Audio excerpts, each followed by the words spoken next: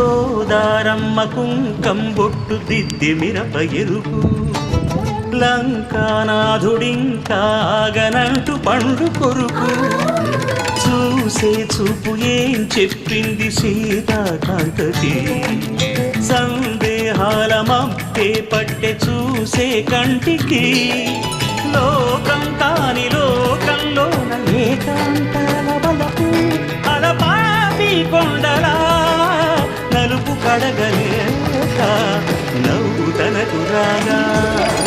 ఉప్పొంగిలే గోదావరి ఊగింది చేలోబరి భూదారిలో నీలాంబరి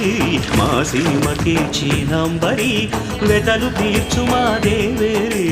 వేదమంటి మా గోదారి శబరి కలిసిన గోదారి